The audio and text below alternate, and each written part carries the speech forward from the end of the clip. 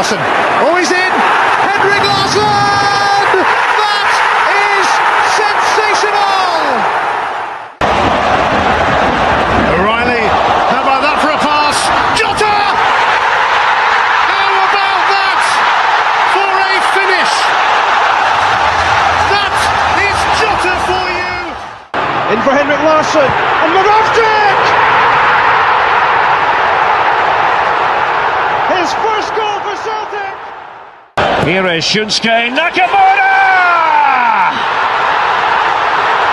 Exquisite!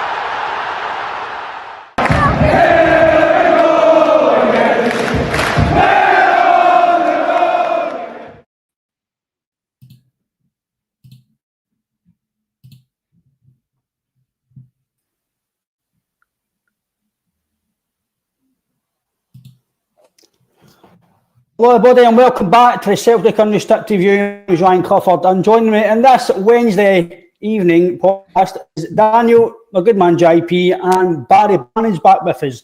Obviously people know Barry, Sheffield Wednesday captain. Baz, probably to have you back home, mate. How have you been? I know it's maybe a bit of a while, mate, so I'd like to catch up on with Celtic and yourself, mate. But how are you, mate? Hope you're very well. Aye, good, mate.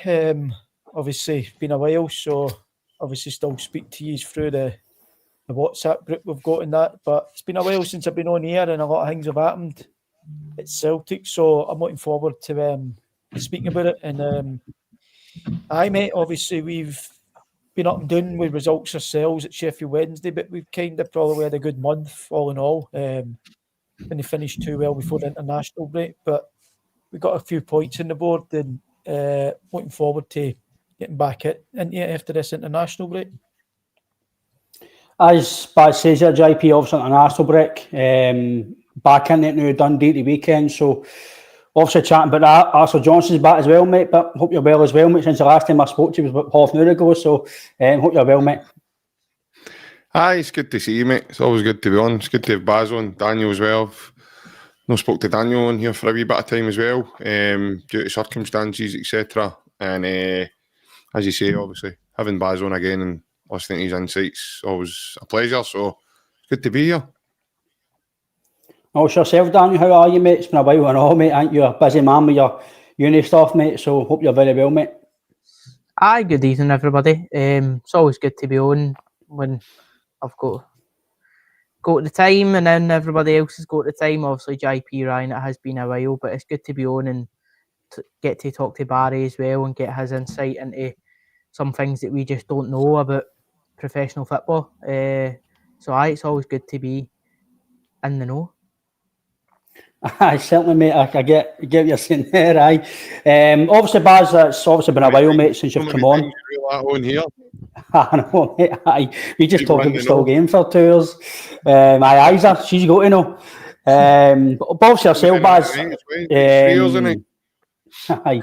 Obviously, Baz, but obviously Celtic recently, we've been okay in the league performance-wise. It's not been great, but results, I know we're behind Hearts at the moment with the last-minute goal for against Motherwell. But what is your thoughts on the performances? Obviously, the level you play at, Baz, performances go hand in hand with results and stuff, but is performances key, or do you think it's more winning first and then performances can obviously kind of go with that? I think you obviously want to be greedy and perform and get results at the same time. But me personally, mate, it's all about winning. I spoke to, I think it was my cousin about the Celtic Motherwell game, probably a couple of days ago now. So it's been over a week since we played Motherwell. I'm looking back at it, and we weren't speaking about the performance, to be honest. It was more so what a result, massive result. Mm-hmm. I know obviously Hearts are at the top of the table at the minute, but me personally, I don't think it will be them that we'll be competing with this season for the title. So I looked at it as an unbelievable result, because to go 2-1 down, Rangers were winning obviously at Falkirk at the time as well. So then you're thinking they're going to come back to maybe 5 points it would have been, but we actually extended the lead for our rivals. So you can talk about performances and that all you want, but like they're speaking about that at the other side of the water, because they aren't getting the results. They're talking about the performances as well. But that's the thing about Celtic, when they don't perform, they seem to grind out results. And that's the way that team's been. So it's going to click eventually. As I've always said on here, that team's got too many good players in it to keep performing like this. And even when you look at the Motherwell game, we dominated possession for majority of the game, had a lot of chances as well. So you can look at it in two ways, where you can look at it, we were 2-1 down, Motherwell, they weren't, people say they done brilliant because they came and they done something different, but teams don't do at Celtic Park and try to play out. But a lot of the times we were winning the ball back, or they were kicking it and we were winning it back. So fair play to them for trying, but I thought Celtic were comfortable, and obviously until they went 2-1 down. But as soon as Maeda scored, as soon as who was it get the second? Nygren get the second goal. As soon as he scored, I knew for a fact Celtic were going to win. It goes back to the last few years of watching Celtic, and you can just tell, I think, with that team, that as soon as we get the second goal, there was only going to be one winner. So I think I was driving at the time, and I remember just waiting on my live score to update. Because I knew it was going to happen at some point. I was waiting on them scoring the winner. But that's the feeling you get with this Celtic team, and we're kind of lucky in a way, and probably we've been lucky to see a Celtic team that keep winning and winning and winning every week. That we tend to forget that. But that just goes to show you, like, I'm waiting on is winning, and people are saying we're performing really badly, but this team always finds a way. And you've seen with Brendan's teams, normally they have a patch where they don't really play well, but they still get results. Maybe this is this patch at the minute where the performance haven't been brilliant, but that Celtic team will. I think the last 15 minutes there, the Motherwell game is probably the best I've seen them this season. Once they got the equaliser, I thought the way they finished the game was brilliant. The tempo, the chances we were making, I thought they finished the game really, really well against Motherwell. So hopefully that's a sign of things to come. Obviously for that game as well, you've got Balak Wisha, who we spent a good bit of money on, who will take great confidence for coming on and setting up the goal. Hopefully that kicks him on. He's obviously had 10 days or so training, trying to get up to fitness, and obviously getting used to his teammates as well, which will help him. So there's loads of positives for the last game, but the main positive is the win. It doesn't matter how you play, it's about winning at Celtic, and that goes to show, like I say, I keep speaking about Rangers, but their manager was trying to come with a style of play, but they're not interested in style of plays or they want results, and that's what Celtic's about as well. It doesn't matter how you play; it's about winning games. You can paper out it and say you want to do this and you want to do that, but at the end of the day, as fans, who cares? It's all about winning games and getting points on the board, and we've been doing that this season for the majority. And see, Owen, you mentioned about the last 15 minutes, obviously the last minute goal. It's amazing to get last minute goals. As much as you want to win 3-4-0, etc., getting a last minute goal, the feeling's amazing. Obviously yourself, Baz, the massive game that we all know of recently is obviously yourself in Peterborough, momentum, you get a goal, 2 goals, 3 goals. Is that something that really is, it's key getting that last minute goal? Should that really spur the team on, get that feeling at an Arsenal break, and then you obviously push on for there? Is that key, do you think, for the rest of the season? Aye, that could be a big moment, mate. It doesn't matter who you're playing against. That feeling that you get for that last minute goal and winning the game, you could see with the fans, the atmosphere after that goal went in, and the roar when the goal went in was brilliant. Actually seen Dyson Maeda smile for the first time this season when he scored that goal and show a bit of emotion. So that could help him as well. Obviously, the fans have been probably getting on his back a bit this season. But you could see the other night when he scored that winning goal that he was happy, the fans were buzzing.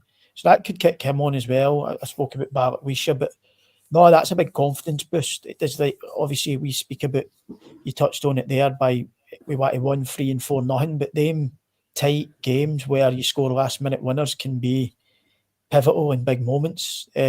into the season, and sometimes things like that can they can give you massive confidence going into the next part of this season before the next international break. I'm totally with you there, Baz. Obviously, JP, yourself, what's your thoughts on what Baz says there in terms of performances, winning? Are you, maybe, well, like me anyway, I want to perform, because I think if you don't perform, eventually you might lose. But the most important thing is winning, because you can, like Baz says, with training, you can train all week, get better that week for the weekend to perform better the next week. So what's your thoughts, Ed, on what Baz says, mate, and obviously your own opinion? Well, obviously, in our group chat, just a short period of time ago, Ryan, I said the same very thing, mate. For me, I don't care how Celtic play. That's a bonus. When you go to football and you go to the games, it was interesting when you listen to Gordon Strachan speaking on the podcast with Chris Boyd, Chris Sutton, and I can't remember the name of it. The warm-up, aye, that's it. It's, his duty as a Celtic manager, and that's what he says, my duty was to put smiles on the faces of the fans by winning games. My job wasn't to make sure a fan was watching great football. I wanted my fans to watch the team winning. Results on the pitch. Now, as Barry says there, that comes, performance levels come. Winning breeds confidence, right? Then you see performance levels kicking in. I'm really glad Barry's here, because for a short period of time there, I thought I was going mental, doolally, in the way that people were getting bogged in with the way Celtic were playing, and, Celtic are doing this and they're doing that. And no, we watch Celtic to watch them win. As a fan, you want your football team to win. Every fan in football wants their team to win. I've always said it to you, Ryan, winning's the hardest thing to do in football. It's probably the hardest thing to continue doing.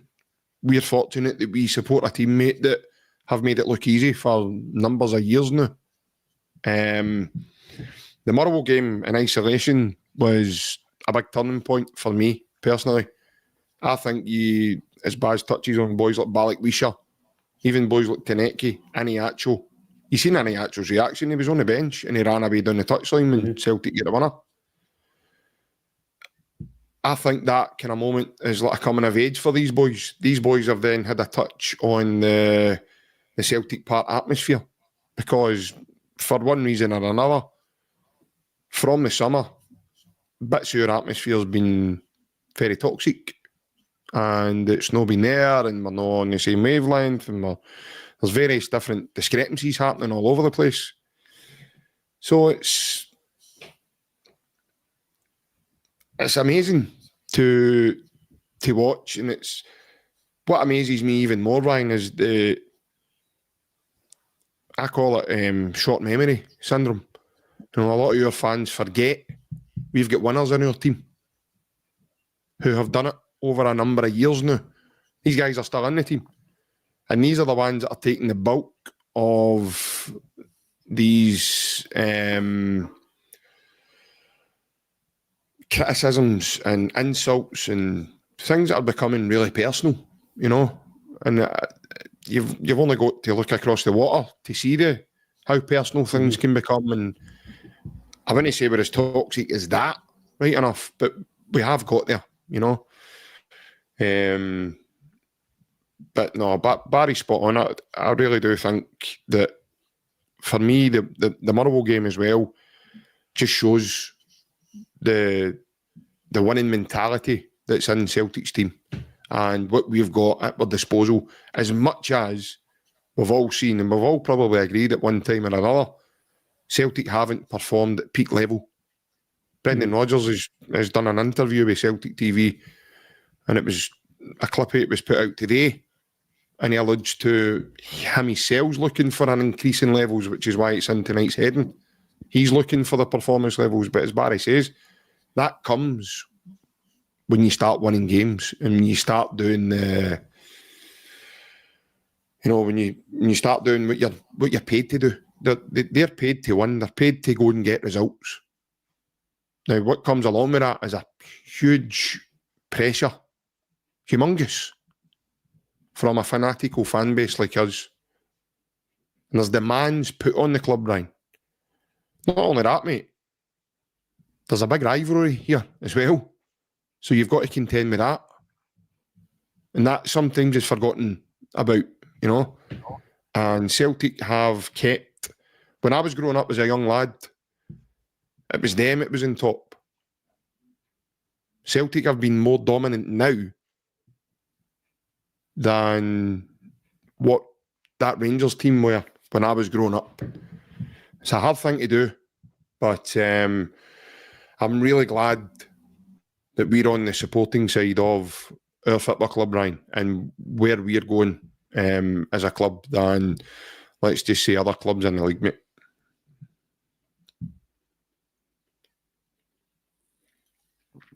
Obviously, Ryan's went into screensaver mode, but I look at it there. It's probably the best thing to happen to him, right enough. That's probably the best face I've seen on him, Baz, for numbers of years. But Daniel, well, obviously, Ryan sorts out his wee technical issue, mate. We'll get your thoughts on what was said there with myself and Barry Buddy.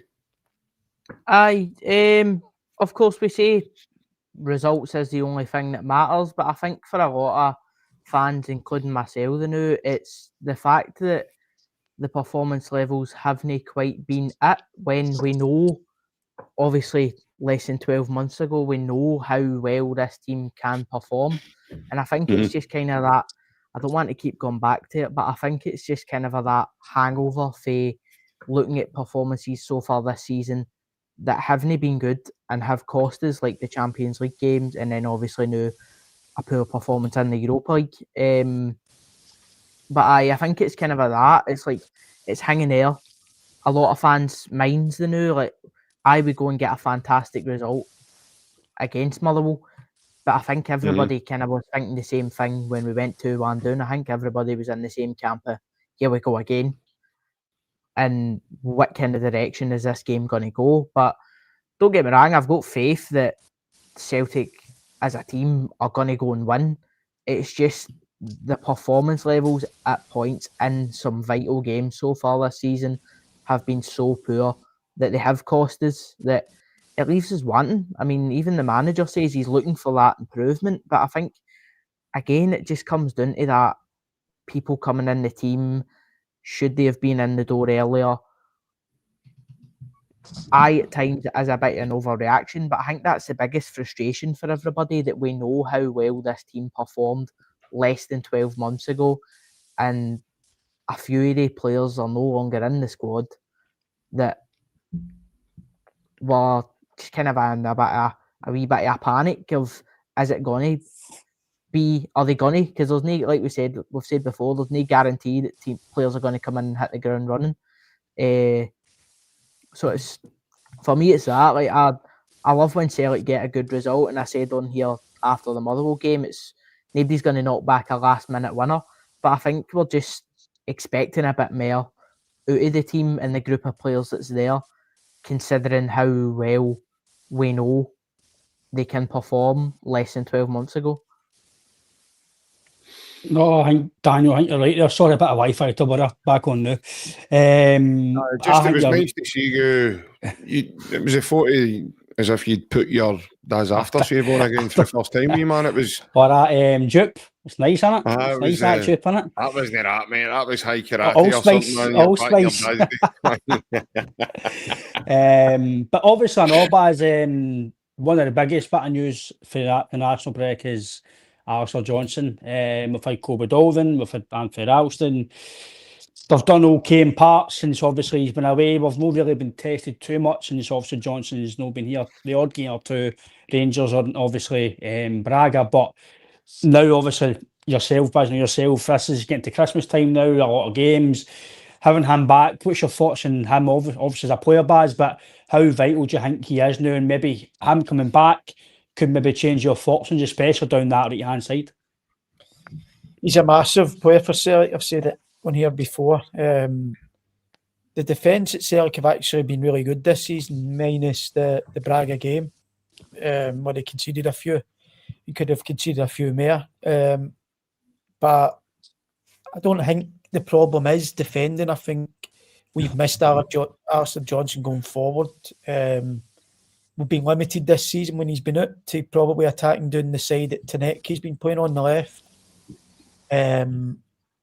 We seem to be going down the left quite a lot because Tanecki's had a lot of joy, obviously, as well, and he looks the part. But you can't keep going down the same side, and you'll get players doubling up in Tanecki now. So I'm just glad that he's back because he's an unbelievable outlet down the right hand side. Before he got injured, and even last season he came up with some unbelievable assists. I think he nearly got double figures, or maybe got into double figures assists last season for a fullback, which is brilliant, really. So he's massive. Not only on the part, but he looks as if, to me, that he's a big leader in that changing room as well. He looks as if he's a big voice. So the lads will be delighted to see him back. I just think when he's on form, he's unbelievable, Alistair Johnston, and we're quite lucky to have him and have him for so long, because I thought that teams would come and sniff about him because he's got everything for a fullback, really. He's strong, quick, can defend and can attack. So I'm a big Alistair Johnston fan, so I think that's going to be a massive difference going forward. Obviously, we've spoke about performances, and listen, I know as Daniel's spot on as well with what he said, we obviously expect a bit more for that Celtic team performance wise, and I've said it in the group chat and stuff, it's been hard to watch at times and it will come back to bite us, but I just think league form, which is your bread and butter, has been good. We've no lost in the league yet, I don't think. So obviously sometimes, like I performance wise, I was more talking about when we run into the better teams, and that's been the case with Braga, and even away from home in the first game in the Europa League as well. I thought we could have done better and won that game. That was there for the taking. We obviously want to see them play better, like Daniel was saying, spot on. But like I said, I don't think that Celtic team, given the quality that they've got, will keep performing the way they have. And I say we're lucky because we're not performing and we're still winning games and grinding out results, which is an unbelievable thing to have as a team. Baz, do you think, sorry Ryan, I know you were going to come in there, but just to ask Baz, do you think the fact that, like say, boys like Yang nearly went to Birmingham, was doing to have a medical, it then never materialised, they get sent home. Maeda had agreed to go to Brentford, it had been reported up here, practically packed up his house for what we've heard.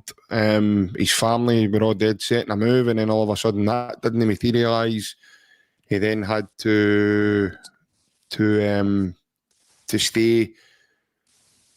Being in the dressing room, mate, and obviously like those things happening around in the club, does things like that get into the dressing room, Buzz? Or like say Callum McGregor and stuff, do you think they boys are good enough to keep that away from the dressing room? And do you think that could cause maybe some unrest within the camp if that's all going on in the periphery? Well, you've obviously got Dyson Maeda, for example. He'll be close with Hatate. He'll be close with people like Yang and people like that. So there'll be wee groups in the squad where they're really strong mates and they'll always be together. So Maeda being upset probably upsets Hatate. Hatate, I'd imagine, wouldn't be happy the way he's been treated, Maeda. Which, listen, watching Dyson Maeda this season compared to the Dyson Maeda last season, we knew something was up months ago. So that definitely affected the Celtic performances this season, because he's a massive player for Celtic as well, and he's not been at it.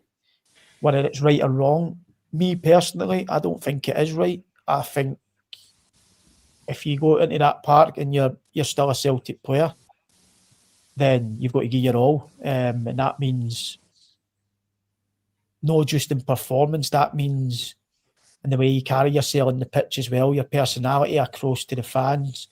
You need to show that you want to be there, and I think we've seen with him this season where he's been upset, and it showed in his performances and his demeanour on the park. So that's been a problem which we've had to deal with in the park as well. People like Yang, who's probably not featured that much, so wouldn't really seep into the team as much.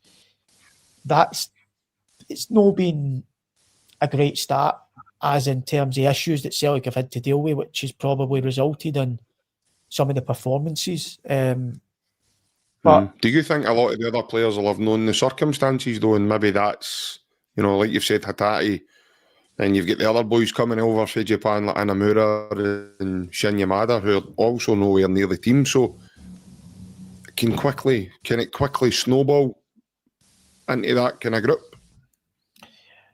I'd imagine so, because I think the boy like Shin's come out thinking he's probably going to be Celtic's number 9 or thereabouts. He's not really had a sniff, to be honest. So I can't imagine he'll be the happiest there. People around the changing rooms as well. But the Daisa Maeda one, that would definitely have that. The boys would have knew. Like, we knew that there was something up with him, so I'm sure his teammates in the changing room would have knew he wanted away. And then you've got people like Adam Ida, who was a big player, who would have probably had a lot of mates in the changing room as well, that left. So when your mates leave, it's no nice. You wanted them to stay, obviously. And listen, we've spoke about Adam Ida on here and said the performances needed to be a lot better, but he was still a big part of that team and played a lot of games and scored a lot of goals for Celtic. So he would have been a big part of that changing room as well. So there'd be a lot of people that would have been disappointed to see one of their mates leave. The only thing that I can't stand for is if I know a lot of people have said that the thing that's been happening with the board and Brendan and that's got nothing to do with the players, to be honest. I'm having that issue at the minute, but 10 times worse. And we as players have just had to get on with it, because the simple fact is our job's to go and play football and train and try and win games. And so whatever's going on the outside of that, you can't affect it, so you can't really let it affect you.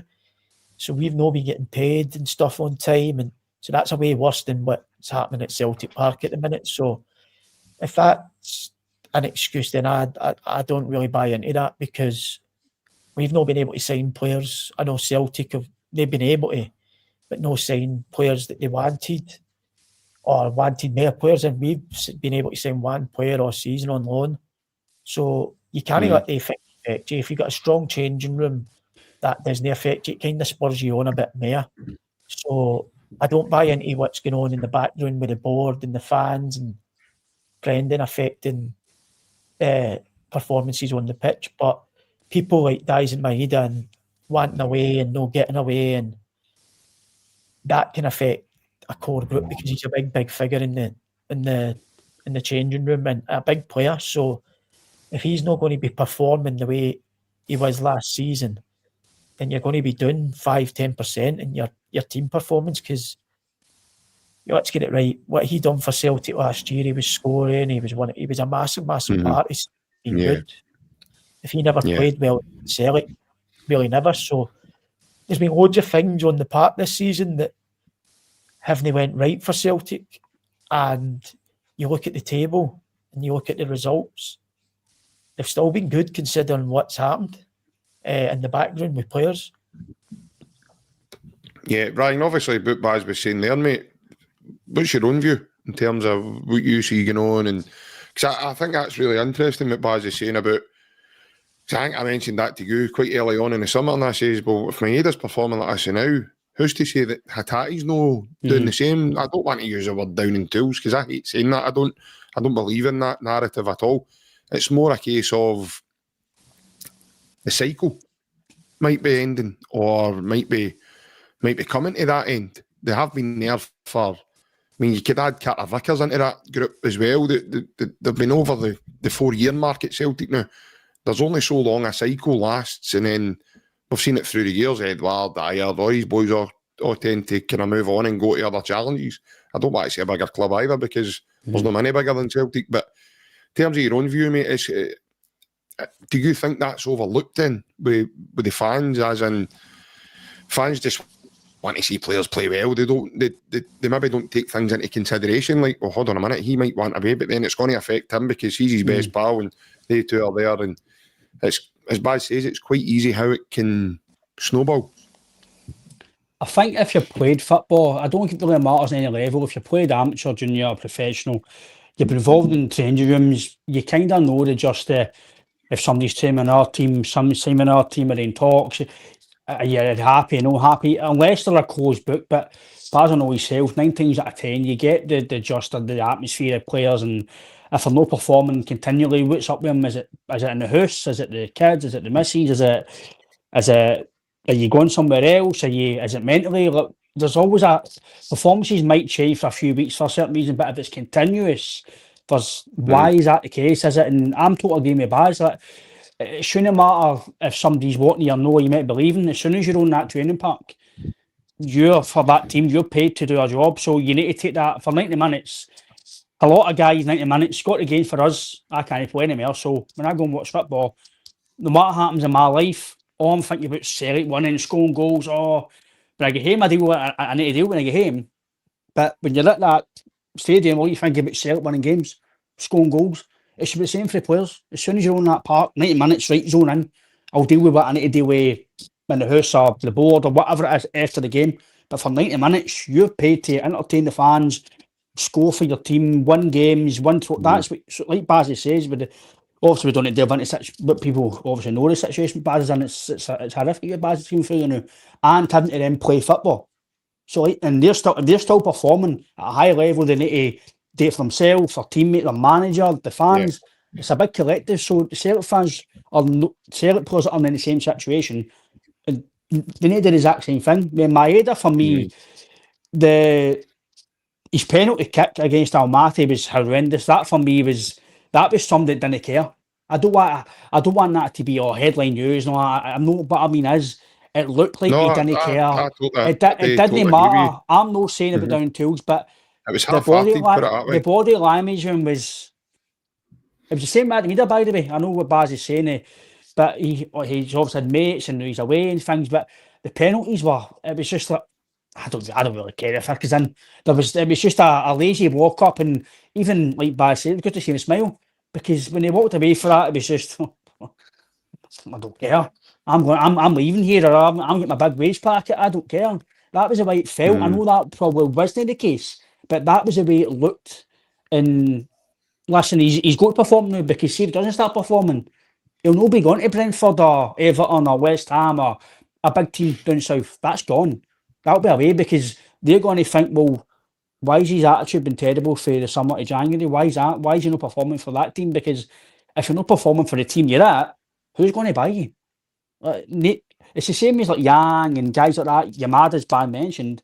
If they're not playing football, they're not going to get a big move. They might go to a League One or a Championship or abroad, back to Japan, etc. They're not going to get a big move. So certain individuals for me, I don't really think JP, but I think certain individuals for me, probably if they want to get a move or if they want to start playing continuously, they will need to perform better. But like Baz says, we're still performing to a degree, but then just wait till we start performing. Then it's probably a scary thought, JP, that we're unhappy about not performing, but we're still getting decent results. But just wait till we start getting better results and start better performing. So you've got to look at it both ways, mate. Yeah, 100%. I totally agree. Daniel, obviously, thoughts on the situation surrounding, well, individually, Dies and Maeda. In terms of that, mate, where's your stance on it? I think we've spoke on length about how Dies and Maeda's professionalism as a football player is coming under the spotlight now. But it's good to hear Barry say that, listen, whatever's going on in the background, the players don't concern themselves with that. They perform, they turn up, they do their job, and that's all they can do. I think with Maeda, it kind of looks as if he has been taking the huff. I mean, it's reflected in his performances. I mean, he scores the goal against Kilmarnock and he's kissing the badge, throwing the badge about, and then he goes and plays a string of games where he's no turning up, and then he gets the winner against Motherwell, and then it's back to messing about with the badge. Like, I just don't understand that. Like, you're either wanting to fully commit and go for it because it is Celtic that's paying your wages, get your head down, continue to play good, and you'll get your move, or is he going to keep kicking up a fuss and keep doing that? Is he going to perform? Is he not going to perform? Giving the manager a bit of a headache. And then by the time January rolls around, I think most people are expecting him to be out the door anyway. But people might not want him after watching the way this has gone. So for me, he does need to kind of screw them up. Hopefully we can, like, I understand his move's not materialised, he was set on it. But it's Celtic that are putting his wages into the bank, like you've said, JP, like you've said, Ryan. It's Celtic that are paying your money. You're still here. Do the job while you're here. Like, you're paid to go and perform. So go and do it, because we know we can do it. It's just really frustrating for the fans, especially watching the performance levels of late, and knowing that we do have the calibre still in the dressing room to go and actually, especially the front three, it's the front three that's the biggest problem now, because at times we just look absolutely toothless, and we know how deadly Maeda can be in around that penalty box, and at times as if he just can't be bothered. And that's alarming. See, on that, what Daniel says, Baz, I think me and JP spoke the other day. Well, I'm big on it. I mean, me and JP have spoke personally, but I'm big on your number 9. If you've got a good number 9, obviously defend well, but I go by your number 9. I think you live and die by your strikers or your wingers. And if Celtic, obviously, if Iheanacho's no on form, Maeda's no on form, you've really only got Taneke, and his final product last 2 games has not been questioned, but it's still been great. So if he's not going to be on form, and we don't know yet what we're going to get with Iheanacho, he's done okay. We don't know if he's going to get 15 goals, 20 goals, Neymar goal. We don't know. He's still getting fully up to fitness. But do you think him personally, anyway, Celtic need him to be firing? Because if Iheanacho's not going to be fully firing, we've not getting anybody else back, because he gave Kenny a new deal. No kick the ball. Your Mada's no playing. So what is his record on the actual now, Ryan? Is it 3-5? Something like, it's all right, by the way, but I'm just saying, for me, like, as a team, Baz, I think, as much as I know what you do in the middle of the park, brilliant, Baz, defensive wise, but for me, I don't know what you think, but I think if you've got a top number 9 at least, I think you'll always win games, because they're the guys that score you goals. No, I totally agree. Listen, I think Iheanacho's been in for 5 or 6 games as well. So people like Hatate and that, I spoke about this before, where Hatate had an unbelievable connection with Kyogo. Mm-hmm. He's not really had that since. With Adamida, he never really had it. But he could form a good relationship with Iheanacho. That takes time. They've obviously just played a few games together. Hatate's not been in the team recently as well. He's been in and out the team, so he's probably not played as much as he wanted to play with Iheanacho, because right now, I like what Brendan's doing. Iheanacho's the number 9. He's playing every game. If he's fit and available, which I think all good teams need, their number 9 to stay in the team to get a run of games. That's the only way you're going to be able to judge number 9s on goals and stuff. You can't keep bringing them in, chopping and changing. So I think he'll score a lot of goals for Celtic. I've been impressed with what I've seen for him in the short bits that I've seen of him. I think he'll score a lot of goals for us. This international break would have been brilliant. I think we've got a few more games until the next one in November, and I think after November he'll start to hit the ground running after the international break. I think he'll be an unbelievable signing for Celtic. I think he's got a bit of everything. Like you said, some performances he's not really done it, but you can see wee bits of his game that you think, he's a top player, and you can see why he's played at the top level. So I think with games and fitness, he'll become a a very, very big player for Celtic, and which will help, like you said, the people around him, i.e. Hatate, your Tanetki's. Tanetki looks as if he's got a good relationship with him. I've seen him coming inside and playing wee 1-2s off him, and so they look as if they're striking up a relationship. They've come in at the same time, and that'll happen for other players. Hatate will start to soon realise what Iniacho wants and what his strengths are, and Iniacho likewise he'll know what Hatate where he wants to play it. So I think I'm confident in the next run of games that you'll see a different Celtic, i.e. Alistair Johnston coming back, massive difference. I think hopefully Daizen Maeda starts to settle down now. He knows where he's going to be. He's here till at least January now, so hopefully we get a different Maeda. And then I think Iniacho will be the big difference, where his match fitness will be near enough 100% now, and I think that'll they three players, if they turn up and start to perform, will result in different performances for Celtic on the park. On what Baz says here, JP, regarding, I think we spoke about it last year, because Brendan mentioned it in his presser last year, how vital Hatate was to Kyogo, like Baz says, relationships. We've all played with guys, midfielders who always give you the ball, they know where you are. Do you think that's something as well that we've not got just yet? Like, I think Baz is bang on there. We've not got a relationship yet, because the midfield and the strikers, they are changing all the time. I don't think Brendan knows he's best 11 yet, because Engels is in, he's out, Bernardo's in, he's out, McKibben's in, he's out, Forrest is starting, then he's not playing, Yankin's in Europe, and he's back out again. Do you think that's once we get a settled team, if it is Hatate, Negrin and McGregor, or Engels and Hatate and McGregor, do you think that's when, like Baz says, you'll start seeing the players' relationships start scoring goals and they'll just lift off and start kind of pulling away for the pack? Yeah, mate, I personally don't think it's Brendan not knowing his best team, Ryan. I've heard a few people saying that now, and I don't buy into that. I think it's more to do with Brendan trying to create a spark. So he's trying to create something that we've missed, and we've missed consecutively over a period of games. I think he's just trial and error. He knows the guys he's got at his disposal still are all quality, are all, in his mind, are all quality players, are all good players. These are guys that went to Bayern and took Bayern to within the last kick of a ball and were, put it on them and were able to perform at that level. So I don't think Brendan, it's not that he doesn't know who his best midfield is. I think we've got players who we've mentioned tonight who are struggling for form. And when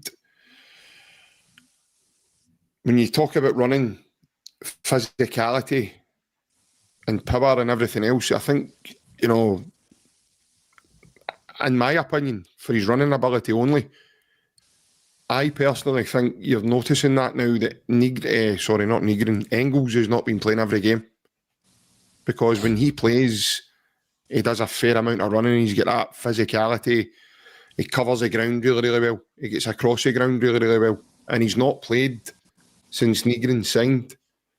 Brendan's obviously trying to fit Negrin into the equation. Personally, I see Negrin as a kind of Matt O'Reilly mould type player. And I think that's where Brendan's trying to, fill that void. Because I go back to the Engels thing. Engels was compared to Matt O'Reilly when he was signed. I think a lot of the disappointment was he's not the type of player that Matt O'Reilly is. He's a different midfielder altogether. But he's a workhorse.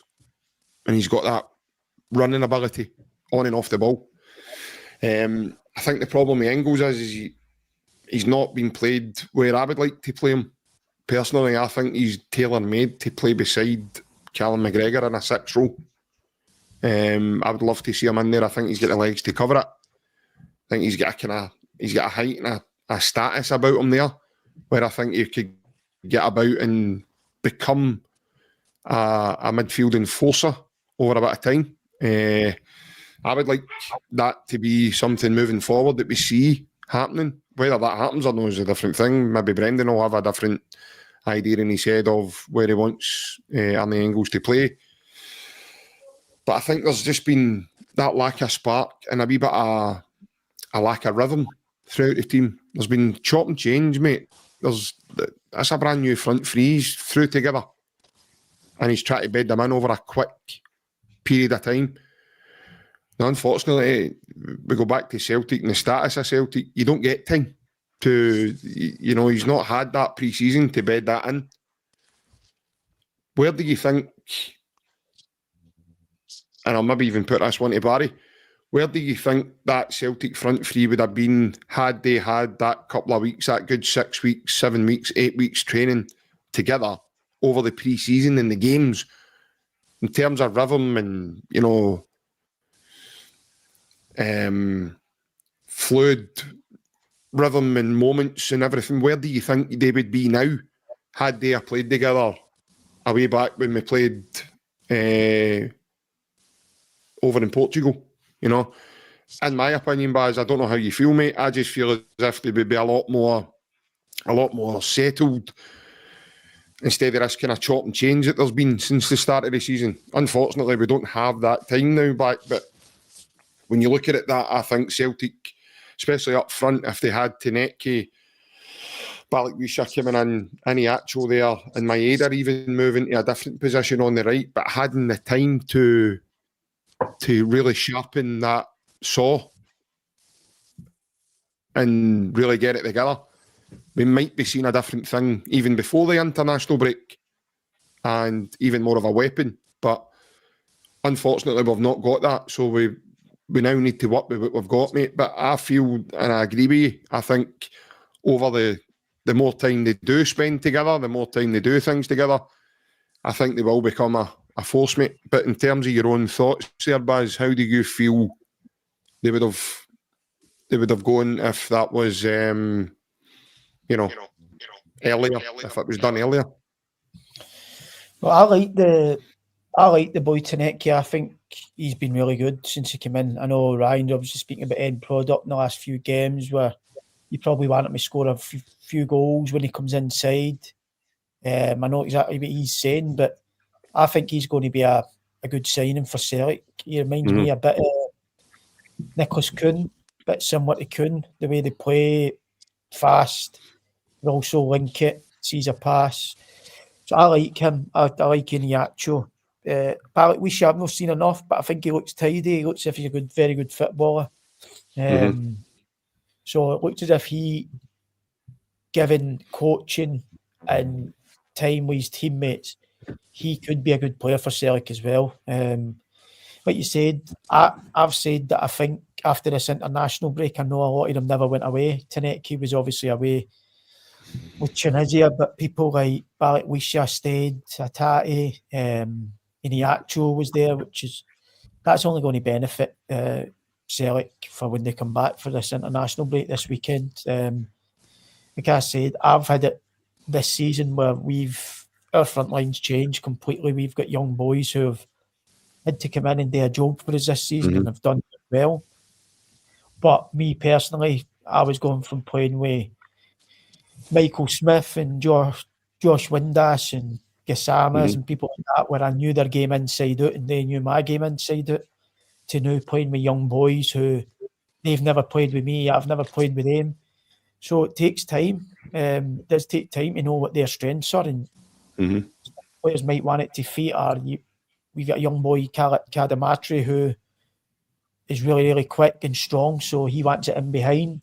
So it takes time to forge relationships in football. But like I said, they've had a good bit of time now. They've got 4 or 5, 6 weeks probably together have been now.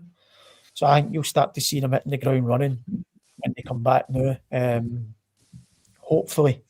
But I think, like you said, time's massive, especially with new players. But even given the attacking three, I thought Nygren was brilliant at the start of the season. And that's when he was playing with Alistair Johnston. They had a really good relationship where Johnston would be inside times and Nygren would roll outside, or vice versa. Johnston would fly up the outside and buy space for Nygren. Nygren's now probably looked as if he came off it in recent weeks. That's through losing Alistair Johnson and having to learn Anthony Ralston's game and young Colby Donovan. He's playing with different people, which it takes time to get relationships. So I think that'll be a massive difference. You'll probably see a different Nygren now that Alistair Johnson's back. So it does definitely take time, and we've had a lot of change, especially with the front three, like you've said, with Wisha, Tanecki and Iniacho. We've spoken about Callum McGregor on here. Performances ain't been what they used to be, but he's playing with loads of different people now as well around about him. So it affects everybody with a lot of new players coming in. You see Rangers saying it's going to take time with Russell when they brought a lot of new players in. And then you see people saying, but what about Motherwell? They've performed well. They've got points with a load of new players coming in as well. But we've got points as well as gelling these people into the team. So imagine a few weeks down the line when we've not got that excuse anymore of they're new. They're going to be much better a few weeks down the line with all these points on board already. So, like I said, I think we'll go from strength to strength now. I've seen that enough for Nygrens and Iniachos and Taneckis to believe that given time and building up relationships, that there'll be good signings and do well for Celtic. No, Daniel, obviously, just quickly, mate, just as we were saying there. Sorry, Ryan, I was just going to say to Daniel there, obviously, just what we were saying there. Aye. But obviously, your own thoughts, Daniel, in terms of what we're saying there about the... Because that's, again, I think a lot... The way when you hear a lot of Celtic fans talk, Daniel, I think that, to me, is forgotten about. The amount of change that we're trying to implement and do it in a quick succession. Because at Celtic, mate, we don't get time. We know that. We're fanatical. There's huge pressures at Celtic. There's things happening. But obviously, when you're trying to do it, and as Baz says, you're talking about numbers here. You're talking about 5-6 players coming into the first team. You could actually into that as well, by the way, who are trying to learn and getting up to speed and doing this. So, in terms of your own thoughts of that, mate, where do you sit with that one? I think I agree. Like it's about gelling the team and building the relationships. But I think for majority of the fan base, the biggest frustration is that they weren't given that time that we spoke about, that 5-6 weeks in pre-season, and it's not the first time, and it's a reoccurring thing. Seems like any time we play qualifiers, we sit back and go, but how good would we have started the season? I mean, don't get me wrong, we've started the season strongly, results-wise, but performance-wise, it's been left wanting. And we sit back and when we do kick on later into the year, we sit and go, but how good would we have been if we got them in the door straight away? And that's what's frustrating everybody. And I think that's also coming to a head with the lack of relationships within the team now.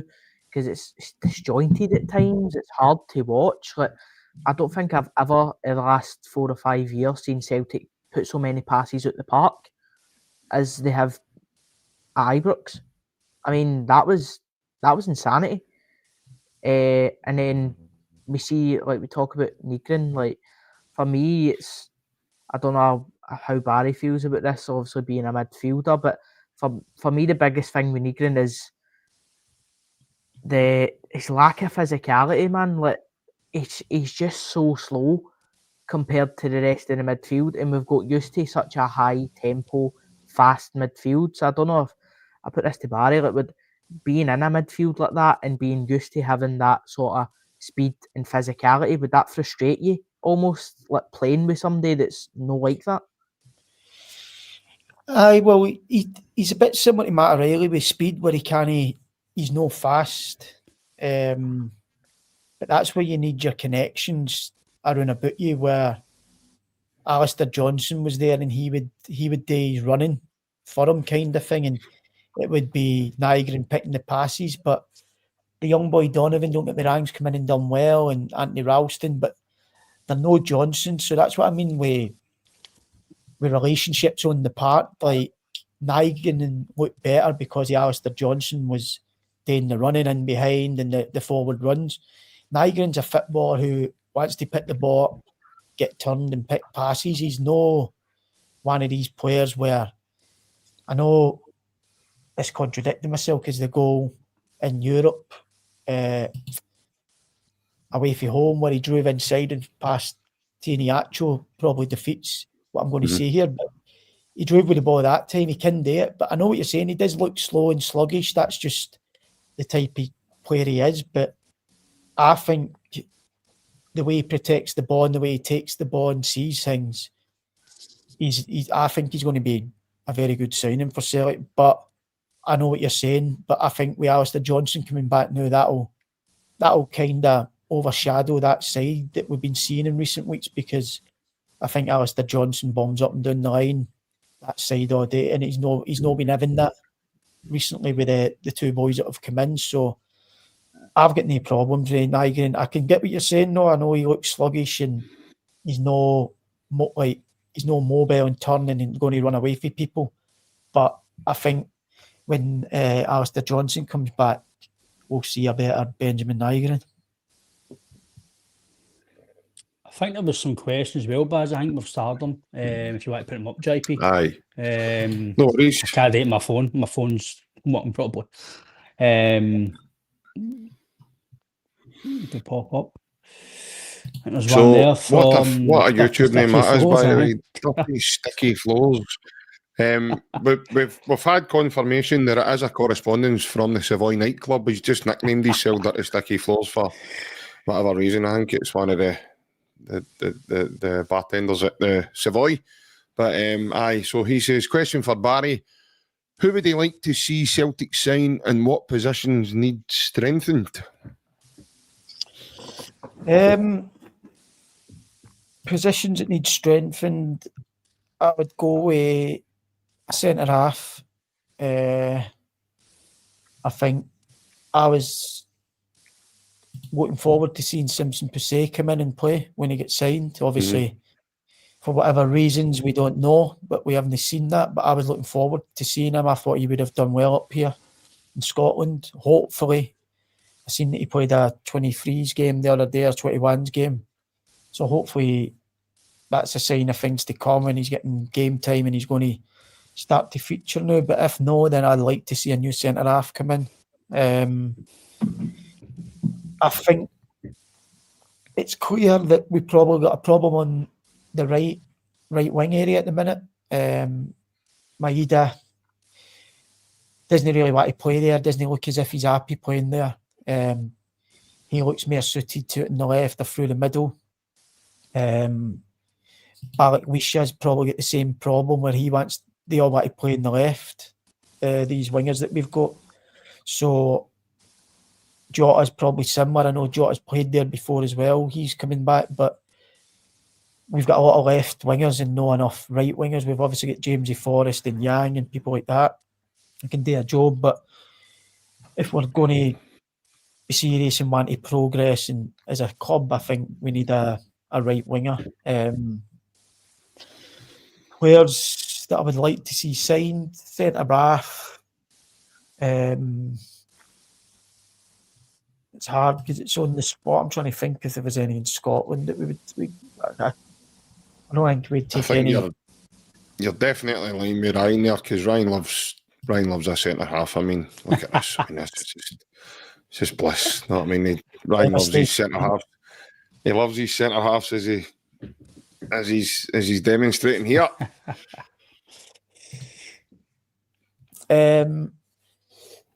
No, it's hard to just say off the top of my head because obviously I'd need to have a good think. But I think we probably missed out as Rickon no going back in for Patrick Roberts in deadline day. What did I say the other night, right? We spoke about it all night.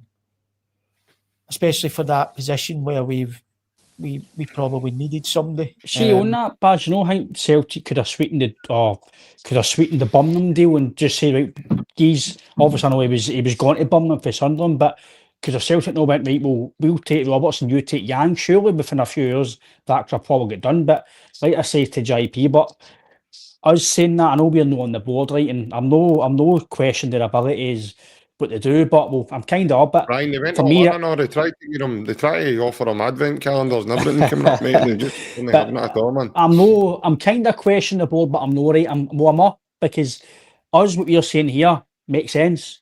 But with the way they've been dealing with things, Baz, today that doesn't make sense. Oh, we'll go and get Roberts, he's free, he's able to come on loan, or we can get him, let Jan go there. It just, to us, it makes proper sense. But I don't think to the hierarchy, whatever reason, that seems hard.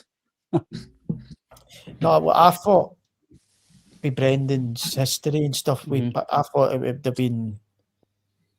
I thought there would have been a chance of that happening. We played against him a few weeks ago when he was at Birmingham. I think it was his first start maybe for them, and he was good footballer, direct, and given the number 9 that we've got at the minute with INSGHTS, who likes it into feet for players to run off, he would have been. I think that would have been a good match for Patrick Roberts as well. So he would have been one that I would have probably have went for. There's probably better ones out there, but given it was deadline day and it just felt like a no-brainer for me. Centre backs, there's a few in the Championship probably that we played against this season. There's a few at Wrexham, two young boys at Wrexham who were good. Boy Max Clayworth, he was good. He's right-sided though. He done really well against us. And I've spoke to Big Fletch, and Fletch rates him highly. So I reckon he's only young as well. I think he'll go and have a good future. So I'd probably say Clayworth and maybe Patrick Roberts. So I would have went for late in the window, given the circumstances we were in. But obviously January is a different window, and hopefully we get a bit more money to spend as a club, and then your options can be wider and probably better. There we go, Ryan. You better hope Mark Guidi and the Go Radio boys on the listening. There's a headline there somewhere for tomorrow. Barry Bannan links Wrexham centre half with Celtic for the January window. Mate, I seen that today, right? I don't know if, obviously, I know Scott Burns. It was Scott Burns or Scott McDermott. It was the record or something. I watched Open Goal, and Halliday mentioned about Lee Wallace. If Danny Rowe got the job, Lee Wallace says he was going to go, right? They've put it out today saying no exclusive Lee Wallace. I'm like, no, that was an open goal. That wasn't your work. Do you know what I mean? It's well, but I actually seen on Twitter, apparently Danny Rowe said he's not taking it. He said no, just Twitter, not just Twitter. It's breaking news on Sky Sports. It's flagged up my phone there that Danny Rowe has now ruled himself out of the job. So obviously, quickly there, Buzz. So quickly, Buzz. Quickly, what did you say? There's an exclusive. He texts me. Danny's texting me. He's literally just texting. Danny Rowe just texted. About 40 minutes. Let me have a look. There's the exclusive for the Papers and Mora. He's going to read out the text. At the bottom it says, hail lads. Hail lads. hail lads, one of hoops for Sunday. An hour ago. So, well, Sky Sports News, it's breaking, saying that Danny Rowe has ruled himself out for the Rangers job now. So I'm quite happy with that. Just quickly to get your thoughts on that, Baz, because now you're looking at that. That's two managers who are currently not in a position, not in a job, and this is a club that was advertised in the summer.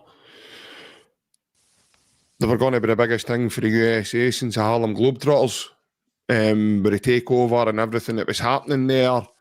All the money was getting flung about. We're doing this, we're doing that. Well, they've now, that's two managers they've not managed to entice out of unemployment, with all due respect. I know they're, for various reasons, they're not in positions at the moment, but what's your thoughts early on with that one, mate? Because is it poison chalice stuff? Is it something else? Is it, is it something in the contract? Maybe they're not up for going to Loch Lomond as a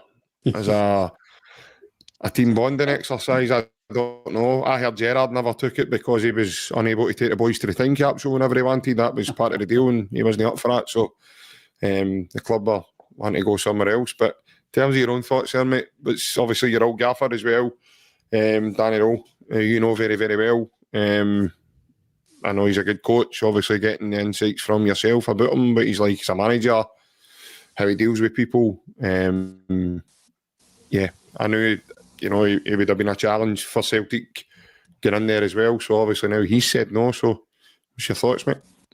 No, I'm delighted, obviously, being a Celtic fan, that he's turned it down.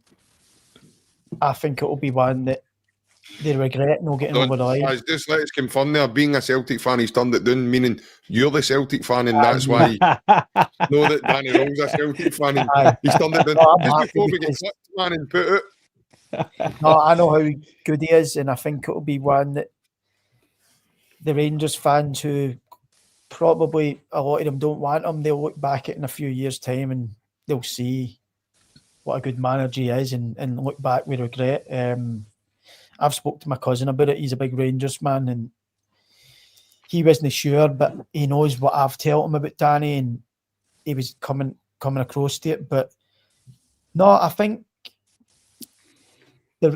what you're talking about with people not getting, is it I don't think so. I think it's a great job, because I think if you're your manager that goes in there now, there's going to be an upturn in performances and results. They're just going to have to be. They can't keep going on the way they've been going on.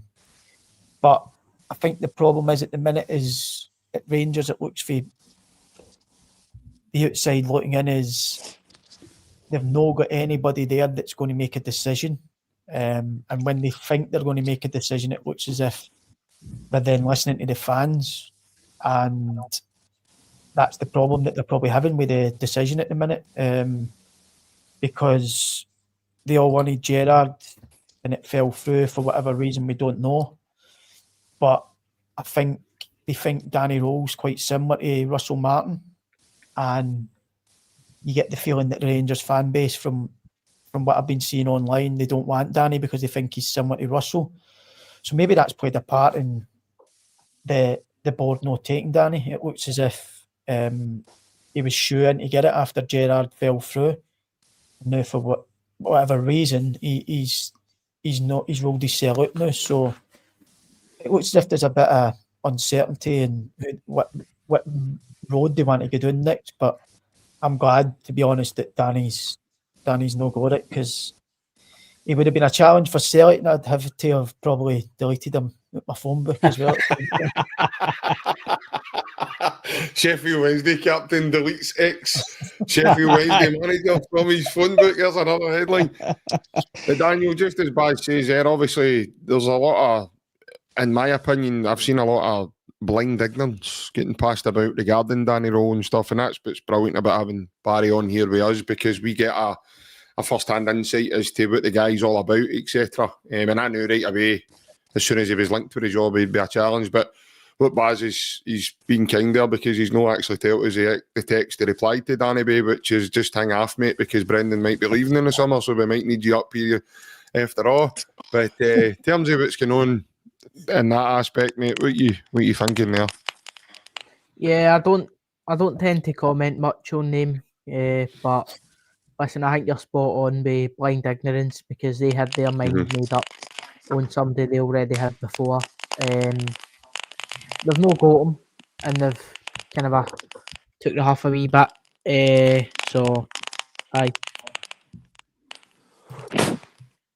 Sounds like Ryan's playing with bubble wrap there. I don't know if he's you got a new clock or something, son, that came in bubble wrap. It sounds as if something's cracking behind you. Either that or somebody's making popcorn and we don't know. Is that something to celebrate there? Danny Rowe's knocked him back? No, I think it was Daniel's mic, maybe. I don't know. I'm fine now. That's all right, mate. Mate, well, it's... That's it now, mate. Aye. There we go. Your mic was cracking up more than Ibrox was a couple of weeks ago. Must have had a wee bit of something on it, but aye. I don't bother with him. Do you know what I mean? My focus is on Celtic. Whoever they get, listen, it's their challenge to now coming late down to us. But I think it is, like you say, it's a bit of blind ignorance to just how good Danny Rowe could be. Because, like I said, they had their mind up. They wanted to go back to what they already knew. And for the second time in 9 months, he said no. Just to add to the comedy as well, that's about 3 times now Gerrard's custard pied him. So you add in the one that he left him to go to Aston Villa, he then had a chance to come back before, he said no. He's now had a chance to come back again, now he said no again, so that's 3 times he's really custard pieing him. By the way, this is a guy that they've sold out the game on Saturday against Dundee United. They've sold it. Ibrox sold it, thinking that he was going to be their manager. So I think there's a lot of tickets going on sale now on various different sites now. If people want to go to that game just for a laugh, just for the comedy side of it. We comment there for yourself, Baz, in terms of, for the commenters again, says, does your team miss him, Barry? Talk about Danny Rowe. Of course, he was a top manager.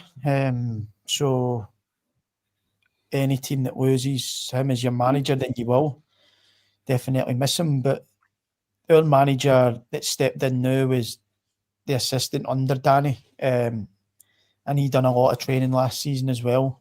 Took a big part of training with Danny. They were a good team together. So not much has changed. They're quite similar in the way they want to play. Obviously, there's little wee changes here and there, but it's been quite good because you could go from one extreme to the other, whereas we've had a bit of stability with Henrik coming in and taking over from Danny, where they worked together last year and had similar ideas, and that's why they got on so well. So, no, but you are going to miss a manager of Danny Rowe's quality. But listen, it happened in the summer. Danny obviously felt it was right to leave. What was going on at the club at the time, and as I said, whoever gets him next will be very lucky because he's going to go into big things for me, in my eyes anyway. I think he's a right lads, JP, like you says about the ignorance and Daniel as well. And I think obviously we're getting to know Baz and he tells about the insights of Danny on here, and you actually see yourself what done with Sheffield Wednesday. And as ignorance, and as like Baz said, is it because Russell Martin came for the Championship, came for Premier League, didn't do well Championship, but you can't base well, we were life seen on it firsthand, in terms of his football and stuff. We were down at one of the games and we saw it. You can't base anything on life of what happened in the past. Put it this way, if you any guy, if you base your ex on every one, you wouldn't be with somebody. So things like that, like your previous jobs, you can't base things on the past. So what Danny done with Sheffield Wednesday, brilliant. His pedigree is brilliant. He's a young German manager. And we've seen young German managers in the Bundesliga going from strength to strength to strength, given the chance. And I'm agreeing with Baz. I was telling everybody, listen, don't give this guy disrespect. Like, he's done very well considering like Sheffield Wednesday. It's not like he went and spent £50 million. He done what he done within the budget, with the players he had. Done really well with Hasenhüttl. Apparently, I can't remember what podcast I watched. It was Charlie Austin, actually. And he says they've done a lot of things behind the scenes. Hasenhüttl was just like Gerrard at the Rangers. He was just the figurehead, and Daniel done the training. So he's built himself up with Wednesday, and now he's obviously potentially going to get a good job somewhere else in the future. But no, I think it's just ignorance for me. And even Celtic fans at the moment, no matter who Rangers bring in, if it was Danny Rowe, Gerrard, Muscat, Robbie Nielsen, whoever it's going to be, don't be ignorant and think, oh, they'll just come in and not do anything. You can't have that attitude. Have the attitude as right. If it is Muscat, right, he's going to play him good football. He's going to come in and challenge us. If we do our own the park thing and we do everything right, we don't look behind us. So, but don't underestimate anybody else. I've seen Celtic fans, oh, Danny Rowe's this and Muscat's this.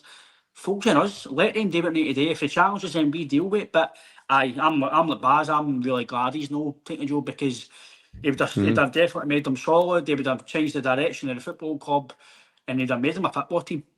No, this long ball kit. They'd have actually, Russell Martin tried to put a style, but Daniel would have put a style, because we've seen it with Baz, obviously. But within a few games, similar to Ange, when he came to Celtic, he might have lost a few games, but you've seen what he tried to do. With Russell Martin, you couldn't see anything. The thing with that one, Ryan, is, you see these modern day managers, and you look at Ruben Amorim, for a start, he's sitting in press conferences, he's saying he's not going to change. The thing I noticed with Danny quite early on at Sheffield Wednesday was, see, when he first came in, he adapted to the squad he had. So he didn't try and rip it all apart and try and change and play guys like Baz out of position and play guys in this position and do. He adapted to what he had there. But slowly, the message was, listen, this is going to be my philosophy. This is what we're going to look to do. This is what... And then he started, when he was doing the signings, he was bringing in players that would have fitted the way he wanted to play. Obviously, within his budget, of course. Now, Baz, if I'm wrong, mate, you can jump in any time here, and obviously, this is just from way in the outside, mate, of what I noticed about him. He looked like a manager who was proactive instead of reactive. You know, he had an idea upstairs of what he wanted to do, but quickly when he came in, now no disrespect to any of you boys, but quickly when he came in, he realised, right, I can't do all this right away. However, it's not going to stop me from trying to get results. So I need to do the best I can with the team I've got and try to get results that way. Up here, I mean, it's a different pressure and a different... It's like a goldfish bowl up here. There's eyes on him for everywhere. So in terms of his adaptability, mate, I don't think that would have been any issue because he's already well proven that he can change. No, definitely. He came in and we had 3 points from 12 or 13 games. So we were basically written off doing, I think we were 12 points for safety, 12 games in. And he spoke to me about finding a way to win, but no, it wasn't it's not the way he wanted to play in the future. But he knew coming in that he needed to get results because we'd already been 12 games. It was no time for finding a way of playing and trying to play his way. It was getting results, and like you said, gradually as the season goes on, dropping wee bits of how he would like to play in the future into us. But no, he's definitely adaptable. That's one of his biggest things. We played good football, but he's merely he would analyse the other team and look at their weaknesses, and we would try and exploit their weaknesses in the game. So that goes away from a certain style of play for your style of play. He would rather analyse the other team's weaknesses and then work on us that week on how we can exploit their weaknesses. So that's where his adaptability came in. He wasn't just, this is the way we play, no matter what, we're sticking to it. We would flip between three formations sometimes in games, like as if you were switching off a light and switching on a light. Because we'd worked at it during the week religiously. So if it wasn't going the way he wanted, like you said, proactive, we would switch straight away to another. And he was sometimes in games where we would go between three formations, but we knew how to do it because we knew what it was about and we had worked at it and we were adaptable. So second season was a lot better when you had, like you said, he had invested, we bought a lot of frees, we never had money to spend. It was frees and loans that Danny had to work with. But like you said, he brought the frees and loans were people who would suit his style of play. So we went for people like Lee Gregory, who was terrific for the club, but didn't suit Danny's style of a number 9. So didn't they bring in the boy Ugbo in? Gassama started to play under Danny. Danny done really well for him. So he obviously worked the market really well as well for what he had. Because I think in my time of being at Sheffield Wednesday, we'd never sold any players. Not down to quality. It was down to bids and the chairman no accepting, because the chairman loves keeping players because he sees them as his family, so he doesn't like to sell players. But obviously circumstances changed in the summer where we needed money, but we made good money. Gassama we should have got a lot more for. But given the situation we were, our clubs knew we would accept what we got given, kind of thing. But Danny basically could have made the club a lot of money for people like Gassama and Masaba moving on in the summer. But we got all right money, but we could have got a lot more, and that was down to his work, because he liked working with young, hungry people and developing them. And he did do that in a short space of time at our place. So I think he'll be a dangerous manager given the right resources. I think there's another question as well, JP. I can't see it, but it's popping up for Buzz. Yeah. It's from one of our regular commenters, Smell the Glove. It's his question for Barry. With Barry being a midfielder, what's his best 3 starters in midfield for Celtic? What do you think it is? Carl McGregor,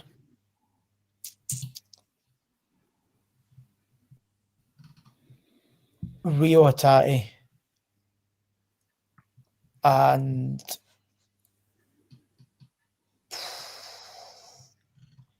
stuck between Bernardo and Nygren.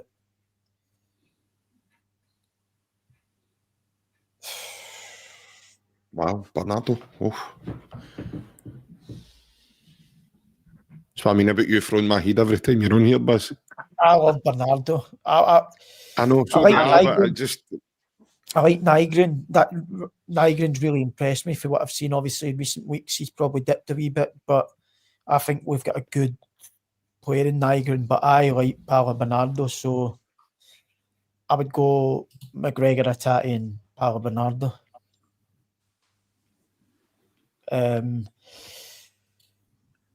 At the minute in time, performance-wise, I would probably would drop Hatate, and he's my favourite Celtic player. But it's a big club and you've got to perform, and he's not been performing, which is fair to say. So I love him. I've always spoke highly of him on the podcast.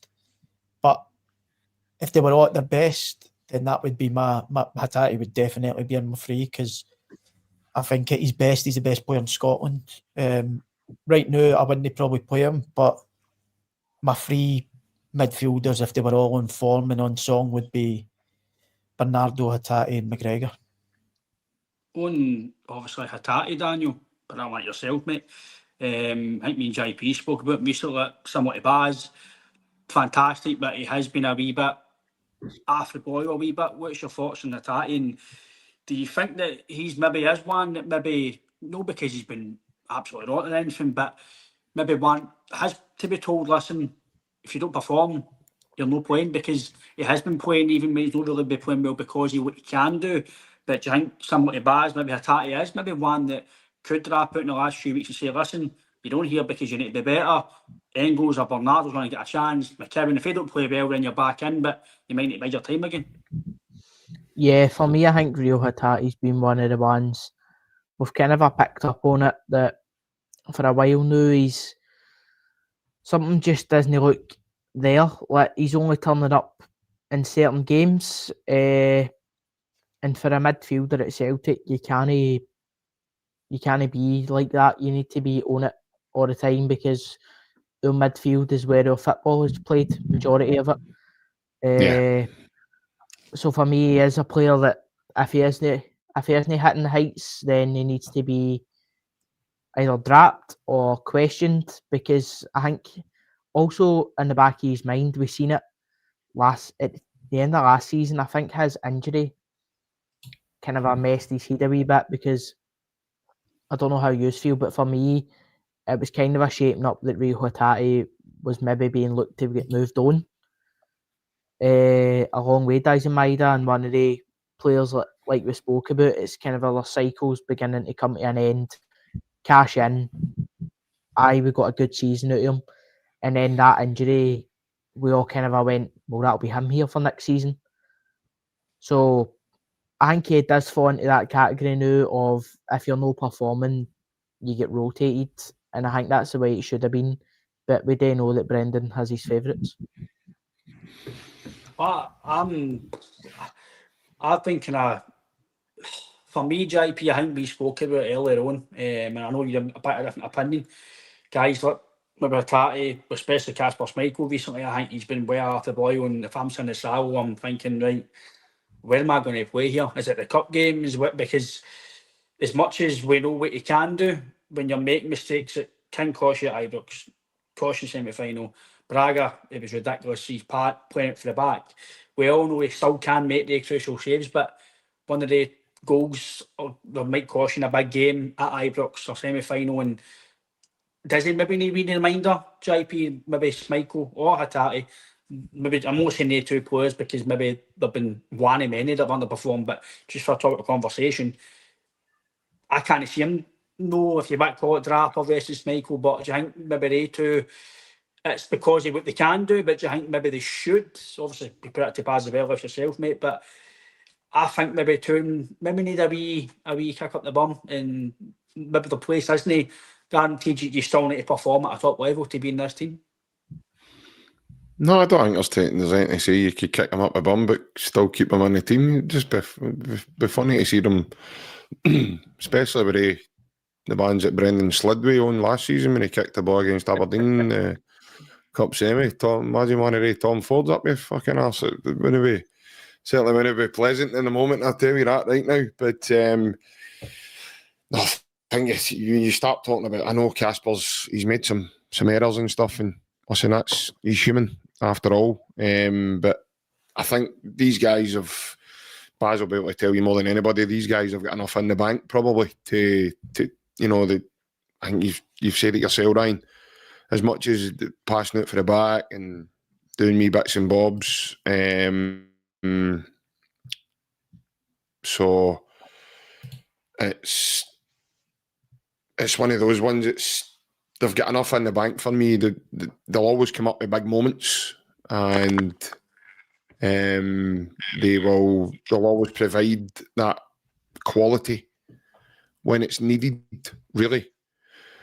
Now I know people are going to probably say, "Well, Casper has, you know, he's made errors in cup finals and he's made errors at Ibrox, and the error he made at Ibrox didn't mount to anything, thankfully, because VAR did its job that day, and it was offside when you see it back. He made an error against Braga, and it costly. But what I loved about Kasper Schmeichel was you seen the anger in his face straight away, and I don't think anybody needs a reminder more than anything. But he has that, you know, that nobody can question his mindset, Ryan. Nobody can question his ability, in my opinion. I know he's getting older, but he's still more than able doing a job. I know what you're saying, and I do think he has had that reminder, because Sinisalo has played in the Cup. So if you're going with that, then even I've said it to you, I think Sinisalo could very well play against Rangers, even though it's a semi-final.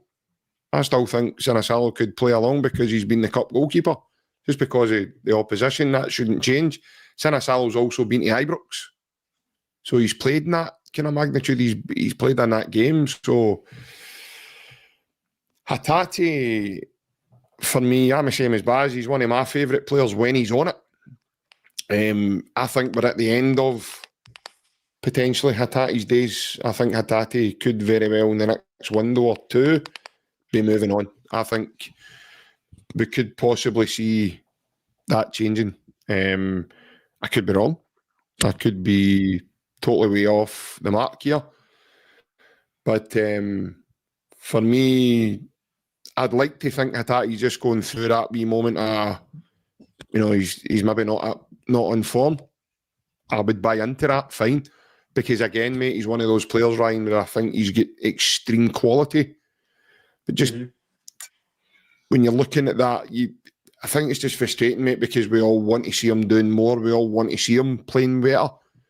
And everybody tries to get the post-mortems, and they try and come up with why he's not doing this and why he's not doing that, and why if it's regardless of what individual it is in the team. In terms of taking him out of the team, Brendan's no adverse to doing it, mate. He's done it. So that reminder will always be there. The manager won't just... He's not going to play him if he's continuing to play bad. There's guys like Luke McCown bursting his balls to get in that team. And when he's coming in, he's actually scoring. He's making differences. He's impacting games that he's playing in. So that threat's going to be there. There's not one Celtic player in that team, I think, are playing knowing that they're comfortable in the team. Somebody's waiting to come in and take your position. Somebody would be quite happy to come in and take your position. You look at the centre-backs. I've said it to you, Ryan. I think Carter Vickers is also one of those players that's not adverse to being under threat. You've got young Dane Murray who's hungry and wanting in that team. He's been kept. He's probably got more games than, as Baz says earlier about Simpson Poosie. He's not played, whereas Dane Murray's played and scored this season to help us remain in the cup as well. So I don't think there's definitely not a fear there of them, being comfortable or anything for me. But I understand why they play more than they don't. Because they possess the quality they do, and they're game changers. No, I get your opinion, mate. I totally get your opinion. I'll leave the last word on it to yourself, Baz, on that. Do you think Atati is one of the ones that, like JP says, end of the season could be off? Or I'm thinking maybe something like that, but I'm thinking because he's been here so long now, I think he might be here for maybe a bit longer.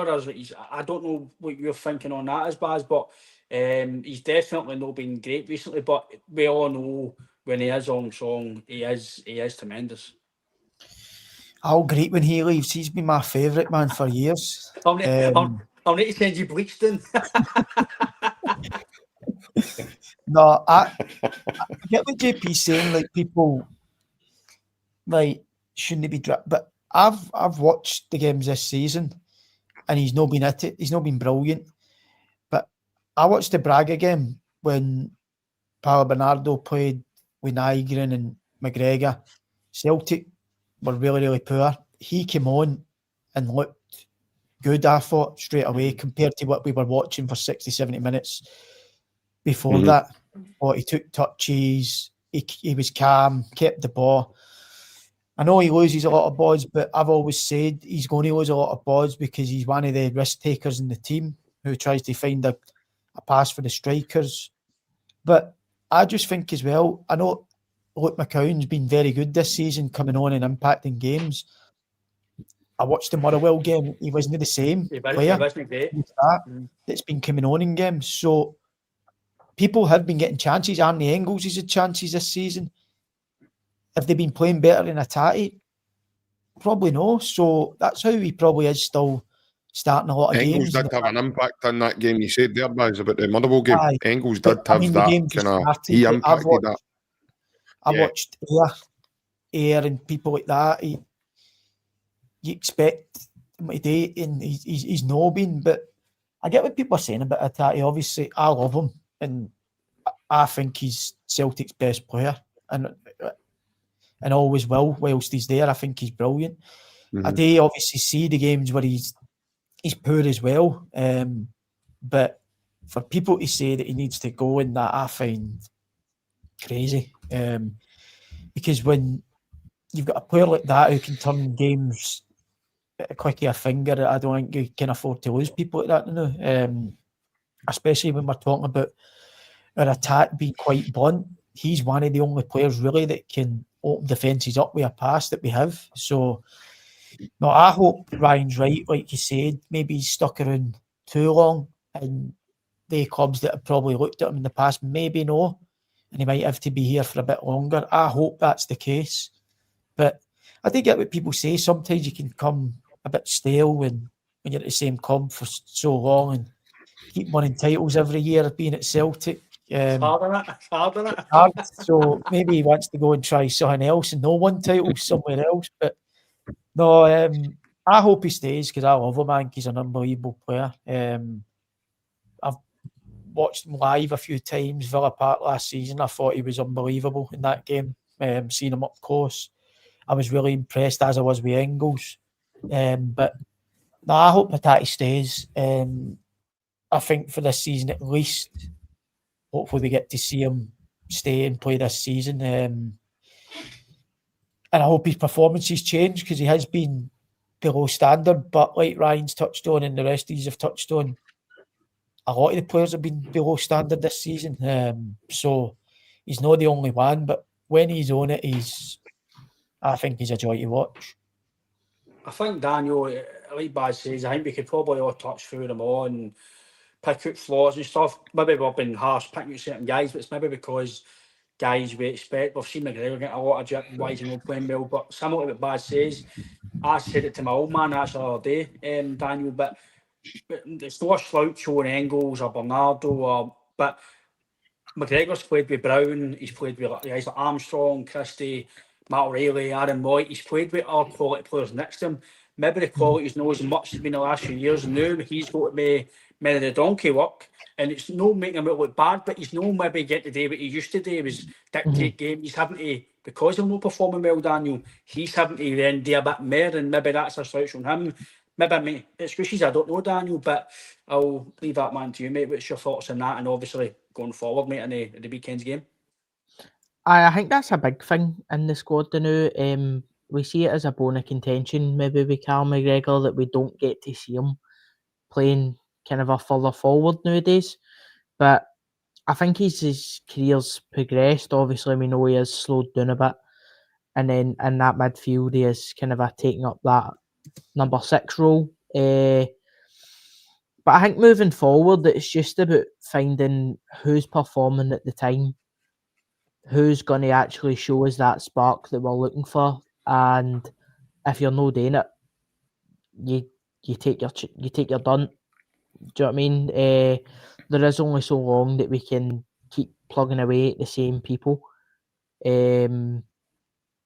because then fans they get frustrated at that. So for me, it's just whoever's playing well at the moment gets the jersey, and if you're not performing, you don't play.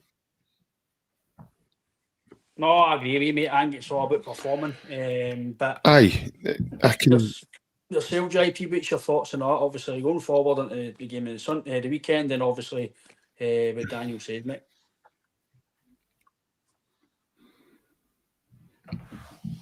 I think when you're at a team like Celtic, Ryan, I think it's easy to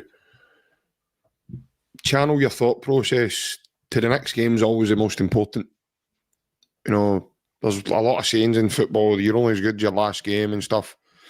I'll tell you what, the last, like Baz mentioned earlier, the last 15, 20 minutes of the Motherwell game, Celtic were flying. So, and we came back for 2-1 down and won the game at home. Now, people on the outside are probably listening and going, JP, we should be beating Motherwell at home. No, it's not. Sometimes I'm afraid in football that's not how it works. Just because you've got the best of things, you always need to go and work hard. You need to do things right. You need to get it done properly in terms of the job and the duty. So in terms of performance levels, the players will know themselves, Brian, that things have not been well and things have not been doing well. But like we spoke about tonight, lads, there's been a number of different things happening. There's been a lot of noise coming out of Celtic since the summer, from one thing to another. Very similar actually to the COVID season. The only thing is we're still getting results. The COVID season, there was no fans in. There was a lot of disharmony, but there was a lot of noise coming out of the club. Then there was decision makings throughout the season. You look at the farce of the team going to Dubai when they shouldn't have, and then it looked like a Jolly Boys outing, the Only Fools and Horses thing, you know, and the media had a field day with it all. Then the midnight run with Bolingoli, away to meet his Tinder date over in Benidorm, obviously, and he's left the country. But I know you're laughing, but that's what I'm saying. It started to have Lee Griffiths come back overweight. That made the headlines, and then it just kind of snowballed. Things were happening in the club, and then there was the French connection and Cham and Edward, and there was a lot of disharmony there. They had fell out of the dressing room. You were hearing lots of different stories, but there was a lot of noise coming out of Celtic, and there's been the same this year.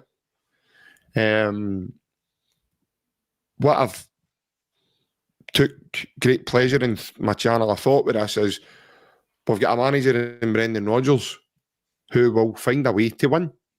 That's what he does. He also improves players. That's another thing he does, and he's done it. He's been synonymous with it in his career.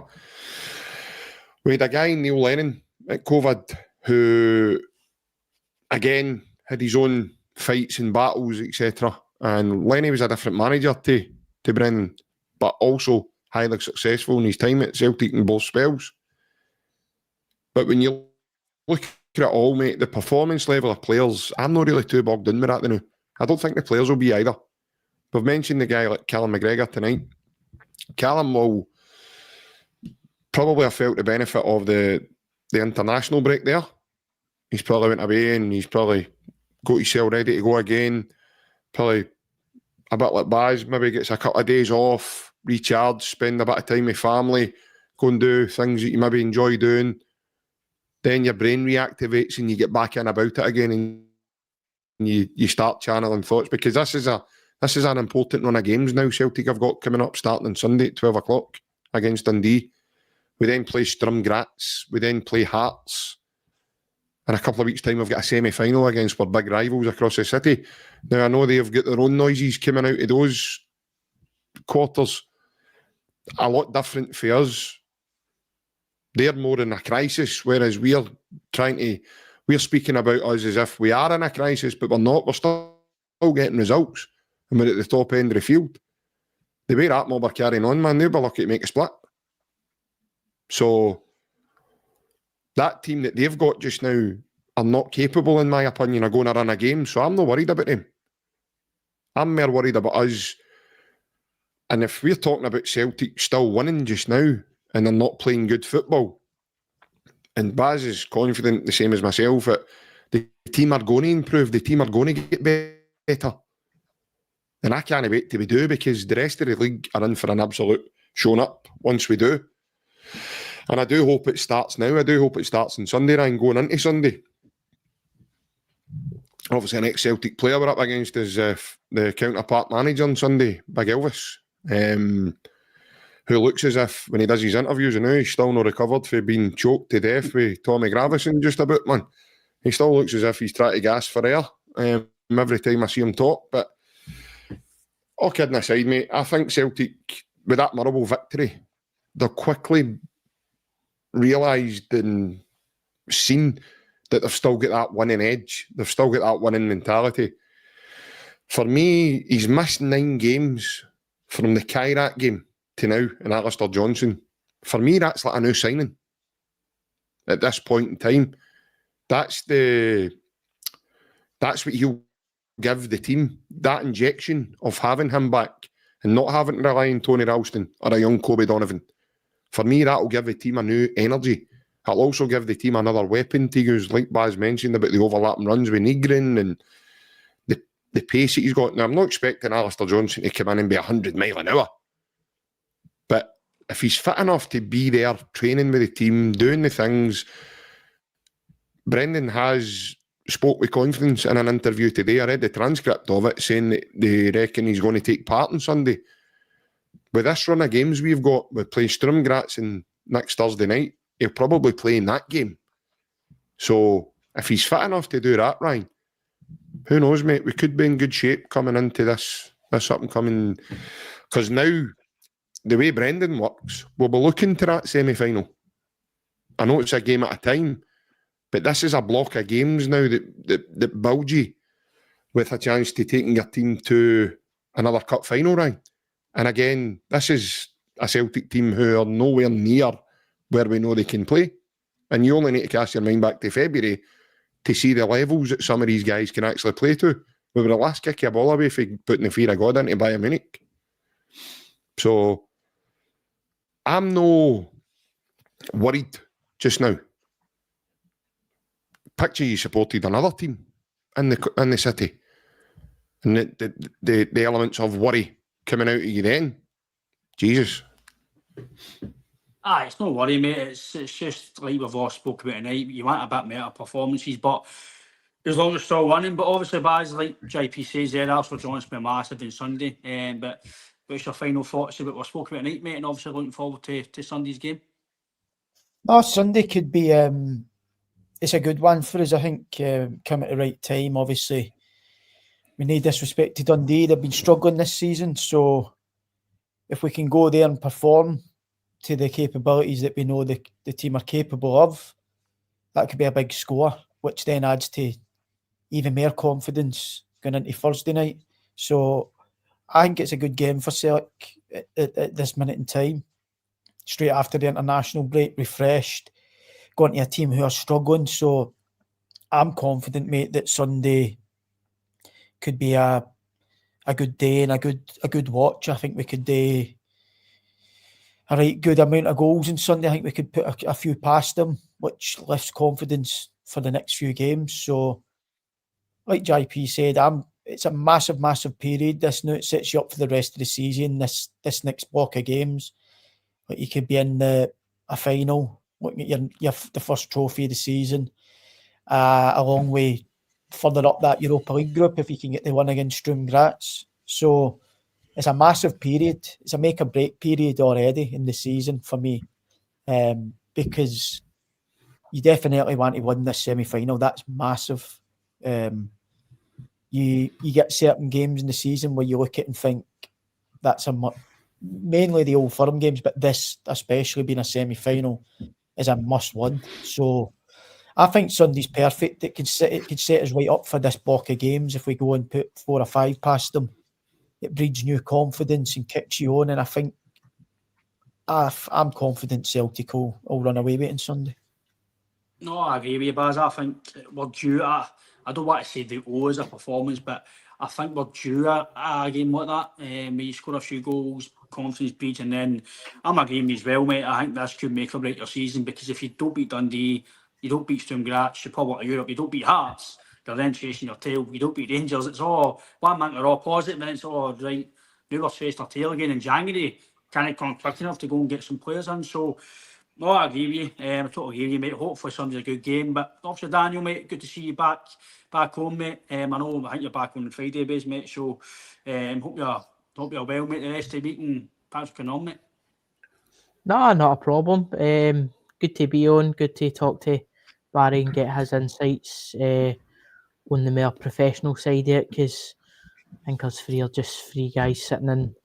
We could talk about Celtic all day, but what do we know compared to somebody who actually plays the game on a daily basis? So, aye. Excuse me, speak for yourself, son. I played the game or not. Aye, no, we play with ourselves. We play football. But no, off to yourself, JP. Good to get you back home, mate. Good to get a chat. And aye, obviously, I think you're back on Friday as well, mate. So, but I hope that week goes well, mate. Aye, this podcast never seems to amaze me. It's obviously Daniel was in Holland at the weekend, because he seems to have still been his top when he threw it away when he got sent off against Feyenoord at the weekend there. So aye, it was good to see that as well. I wondered too, I did have an idea it was you. I seen the boy with the dark hair running onto the park to get it when he threw it away, and it's good that you've confirmed that tonight for us. But it's good to see Brynny's also not lost that competitive edge. I love that about him. I still do. It was good to see him being hot-headed again and being right in the ref's face. I'd love to know what he says to the ref to get himself sent off, but shows you how passionate he is, and he was always like that. It brought back a memory, to be honest, when I seen it. But no, lads, listen, it's never a dull moment, Baz, especially coming on with yourself, mate, and with the Bernardo thing tonight again. You talk about you throw my head every time you're on here about when I'm thinking about something and you come up with something else, and I never even thought of Bernardo, and you forget how good he is as well when you talk about the midfield options that we do have and the quality that the team have got. So aye, it's always great to be on me, mate, and obviously you are back at the weekend and all, mate, so it'd be good to get back to a bit of normality for you, mate, and I wish you the best of luck, mate. Thank you very much.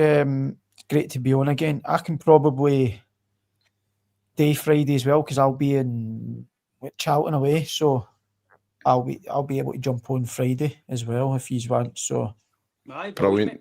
None. Always welcome. I'll jump on Friday. Nice one. That's even better, because then we don't need to listen to Ryan. Brilliant. I can go and play myself then. That Baz can come on. I'll host it, because your connection's been awful tonight. Oh, your Wi-Fi's been terrible, man. You need to put money in your meter, man. That's like Tinder life. No connections, you know what I mean?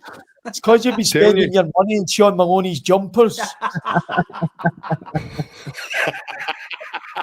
Yes, I'm telling you, this love life for him, man's really kicked in. He's letting a side slip, man. It really, really is. Sean Maloney, aye. You need to get. It's when he starts wearing these Gavin Stratton's tank tops, Baz. That's when I'm going to start worrying, mate. I'll need to get back to the gym to wear them, mate. No. He's definitely. If he was a woman, man, he'd be a size 8, I'm telling you. I wish I was a You don't size 8, become man. you don't become a size 8 being in a gym and on a vending machine, Ryan. I've told you that No, before. don't, mate. Especially Just a wee bit of breaking news before we go, lads. It looks like that mob across the water have found a new manager. There we go. One round he's the been offered circle. the No, range. it's not me. It's not me. You need to deal with it. He's just phoned Betty to tell her he's been offered the job. He said he's a handyman for all trades. Brilliant, man. I got him on a checkatrade.com. But no, lads, thanks very much for the chat. Good to see you all. Look forward to the next one on Friday. To everybody that's tuned in with us, thank you very much. It's been a pleasure getting all your thoughts in the comments, and thanks to the ones that sent in the questions for Baz tonight. If you've got any other questions you want to ask Baz, you can do on Friday. As you've heard tonight, he's coming on. Obviously, Ryan, you're binned, wee man, so we don't need to. I can now get the.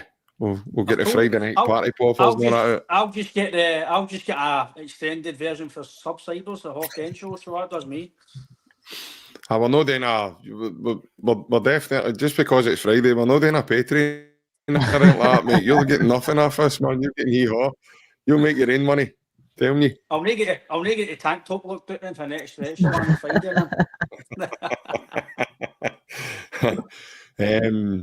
Just obviously Bazzy's recent free kick for Sheffield Wednesday. I know I'm just wanting to find out what video it was you watched after Nakamura to learn that trick of the trade, wee man, to send the goalie the wrong way. I know it was a peach, absolute peach. I don't think I've actually spoke. I was watching.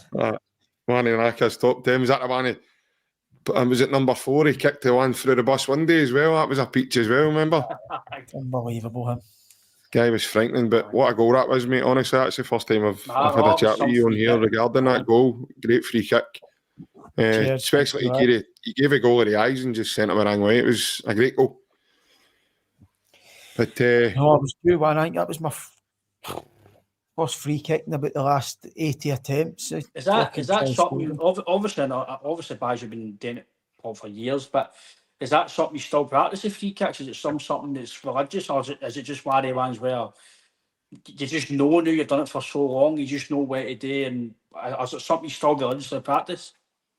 I did practice them, but that was just in the moment of going that side. Normally I would probably go on the wall, but I was a bit close to the box, and I remember the goalie speaking to the charger, I think it was, saying that, can you try and block this side? But he never knew that I heard him saying it, so I knew he was kind of going the edge to go behind the wall and try and go behind the wall. So I didn't really even need to hit it that well because he was gambling that going behind the wall. So I heard him speaking and he never knew that I heard, because he asked me after the game, did I show you too much of the side? And I was like, no, I heard you speaking to the charger about him blocking that side of the goal. Tremendous. That's brilliant.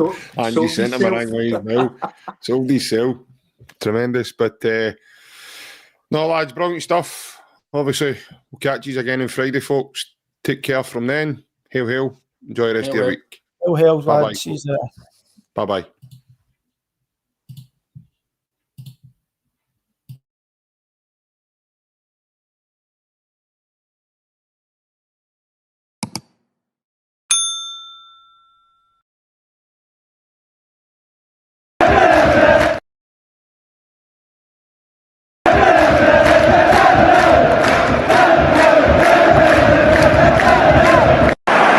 Sets up Larsson here.